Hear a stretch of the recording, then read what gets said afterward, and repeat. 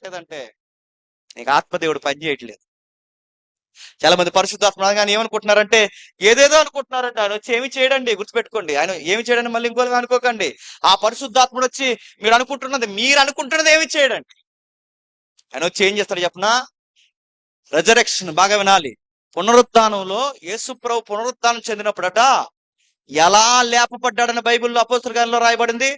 పరిశుద్ధాత్మ శక్తితో పరిశుద్ధాత్మ శక్తితో ప్రభు అయిన యేసుక్రీస్తు వారు మరణించి తిరిగి లేచాడట. బాగా వినండి. పరిశుద్ధాత్మ శక్తితో శరీరాన్నే కాదంట పరిశుద్ధాత్ముడు లేపేది. చెప్పండి. నీ పతనమైపోయిన హృదయాన్ని, నీ పతనమైపోయిన మెదడుని, దీన్ని కూడా మళ్ళీ పునరుద్ధానం చెందిస్తాడు. అంటే బతికుండగానే కొత్త మనసు ఇస్తాడు, బతుకుండగానే కొత్త హృదయాన్ని ఇస్తాడు, బతుకుండగానే ఒక మంచి మనిషిని చేస్తాడు. ఒకప్పుడు ఇవే కళ్ళు అక్కడ నీకు చాలా ఎంజాయ్ చేయాలనిపిస్తుంది ఆ బ్రాందీ షాప్ దగ్గర. ఇప్పుడు నువ్వు మారావనుకో ఆ బ్రాందీ షాప్ దరిదాపులు కూడా నీకు వెళ్ళాలనిపిస్తుంది. నీకు అలా నీకు ఇంకా అనిపిస్తుంది ఇక్కడికి వచ్చి నీకు ఇంకా ఏవో లాగుతున్నాయంటే చెప్పండి, నువ్వెవరి గ్రావిటీలోకి రాలేదు చెప్పు.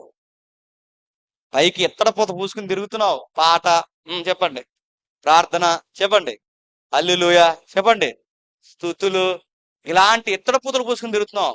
బయటే కడుగుతున్నాను తప్ప చెప్పండి లోపల వైద్యం చేయడానికి ఇష్టపడలేదు. లోపల వైద్యం జరిగితేనే బయటికి ఆ రసి రావడం తగ్గిపోద్ది. బయటికి అడిగే పని ఉండకూడదంటే యేసుప్రభు అన్నాడు, మీరు ఈ మెటీరియల్స్ కోసం ఆలోచిస్తున్నారు కానీ ప్రమాదకరమైనది లోపల ఉంది, ముందు దాన్ని మార్చాలి. దాన్ని ఎవరు మారుస్తాడు? నీ డాక్టర్ మార్చడు, నీ ఫ్యామిలీ డాక్టర్ మార్చడు, ఎవ్వరు మార్చడు. దాన్ని మార్చే శక్తి ఒక్కరికి ఉంది, పరిశుద్ధాత్ముడికి మాత్రమే. అందుకే దేవుడు రక్షణ తీసుకుంటే దేవుడు ఇచ్చే గొప్ప బహుమానం ఏంటో తెలుసా? మళ్ళీ ఎనిదిరిగిపోకుండా చెప్పండి పరిశుద్ధాత్ముడు అనే వరాన్ని మనకి ఇస్తాడు. ఎందుకు? ఇంకా స్టాండింగ్ లో నువ్వు ఖచ్చితంగా ఉంటావని. నీకు సరి అయిన రక్షణ లేకుండా ఉంటే, నీకు పరిశుద్ధాత్మ లేకపోతే నువ్వు బాప్టిజం తీసుకుంటావు, తర్వాత వారమే నీకు నచ్చింది చేస్తావు. అందుకే మళ్ళీ చెప్తున్నాను, పరిశుద్ధాత్మని అడగండి.